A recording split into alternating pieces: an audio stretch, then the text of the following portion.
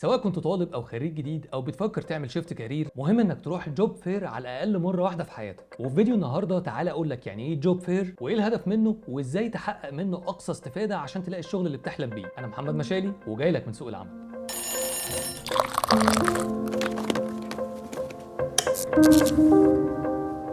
جوب فير او كارير داي هو بالعربي معناه ملتقى توظيفي، وده بيحصل لمده يوم او اكتر، واوقات بيكون بفلوس واوقات تانية بيكون مجاني، وده على حسب الجهه اللي بترعاه. والملتقى ده عباره عن معرض بيضم مجموعه شركات سواء لوكال او مالتي ناشونال في مكان واحد، بغرض توصيل الناس اللي بتدور على شغل بالشركات اللي بتدور على ناس عايزه تشتغل، فبتبعت حد يمثلها واللي غالبا بيكون مسؤول التوظيف عشان يعرف الناس على الوظائف المتاحه، وممكن يعمل كمان انترفيو بسيط لمده دقائق بحيث يعمل فلتره سريعه للناس اللي ممكن تكون مناسبه للوظائف المعلنه او لوظائف تانية ممكن تبقى متاحه قدام. واليوم ده فرصه لاي حد زي ما قلنا، سواء عنده خبره او ما عندوش، لانه هيستفيد منه باربع حاجات. اولهم ان ثقتك في نفسك هتزيد وانت بتعرف نفسك، وهتكسر الرهبه اللي ممكن تبقى جواك وانت بتقابل ناس لاول مره. تاني حاجه هيكون عندك فرصه انك تعمل علاقات قويه سواء بناس مهتمه بالمجال اللي انت حابه او المسؤولين عن التوظيف في الشركات المشاركه. تالت حاجه هتستفيد بيها هي الورك شوبس والتوكس اللي بتبقى موجوده، اللي بيتكلم فيها متخصصين عن اهم المهارات اللي محتاجها سوق العمل، وعن الحاجات اللي تعملها واللي ما تعملهاش في السي في او وانت رايح انترفيو. ودي فرصه قويه عشان تعرف نقاط قوتك ونقاط ضعفك تشتغل عليها. رابع حاجه ان المعرض ده هيوفر عليك الوقت والمجهود في اللف على الشركات واللي هيكونوا قدامك في مكان واحد. ونصيحتي ليك بقى قبل ما تروح اي جوب فير، لازم تعمل الهوم ورك بتاعك علشان تقدر تستفيد من اليوم ده كويس. ولو مش عارف ازاي، خليني اقول لك على 5 تريكات تخليك تستفيد من اليوم ده اكتر من اي حد. اول حاجه، قبل ما تحجز اجمع كل المعلومات عن المعرض ده، ولازم تسال نفسك اسئله زي انت رايح المعرض ده ليه؟ ايه المجالات اللي موجوده فيه وهتفيدك ولا لا؟ والمعرض ده بيكلم مين؟ طلبه، خريجين، سنهم من كام لكام؟ مين السبيكرز اللي هيكونوا موجودين وهيتكلموا في ايه؟ وهل انت اصلا مهتم بالشركات اللي هتكون موجوده ولا لا؟ اجابتك على الاسئله دي هتحدد انت هتعمل ايه هناك. يعني لو لقيت شركه انت فعلا مهتم بيها، دي فرصه انك تقرا عنها وتتعرف على منتجاتها وخدماتها، ثقافتها وانجازاتها، وده اللي منه هتقرر انت حابب تبقى في المكان ده ولا تدور على غيرهم. لو وصلت لحد هنا يبقى جه دور الخطوه الثانيه، حط لنفسك هدف. قرر عايز تقدم لكام شركه من المشاركين وجهز نسخ مخصوص من السي في والكفر ليترز. الحاجات دي بتفرق صدقني. ثالث حاجه، اتدرب انك تعرف نفسك بطريقه بروفيشنال وما تعديش 30 ثانيه. اعمل حسابك ان المعارض دي بتبقى زحمه والاف غيرك بيقدموا، والشخص اللي بيقابل الناس دي كلها اكيد مش هيفتكر غير اللي يسيب عنده انطباع كويس. وده دورك انك تسيب انطباع مختلف يشدهم ويخليهم فاكرينك وعندهم الفضول يعرفوك اكتر. رابع حاجه، اجهز بالاسئله اللي عايز لها اجابه عن الشركات اللي انت مهتم تشتغل فيها، زي المسؤوليات بتاعه وظيفه معينه، المهارات المطلوبه، التعيين بيتم في خلال قد ايه. المهم ان الاسئله تكون فاليد وتبين انك مهتم بالشغل في المكان ده. خامس واخر حاجه طبعا هي اللبس. خليك جاهز بلبس مناسب للمكان، ومش لازم تروح فورمال لو مش كاتبين، ممكن مثلا تروح سمارت كاجوال. المهم ما يكونش لبس مبهرج ولا تروح بشورت مثلا. الخمس حاجات دول لو عملتهم صح وتعبت عليهم، فرص انك تلاقي الشغل اللي بتحلم بيه هتبقى اكبر بكتير من اي حد بيسيب السي في بتاعه ويمشي. وافتكر ان اي مجهود بتعمله ربنا عمره ما هيضيعه عليك. ودلوقتي عايزك تقول لي في الكومنتس امتى اخر مره رحت فيها جوب فير وكان فين. ولو عايز تسلك اكتر في سوق العمل، تابعني على كل المنصات، يوتيوب، فيسبوك، انستجرام وتيك توك. انا محمد مشالي وجاي لك من سوق العمل.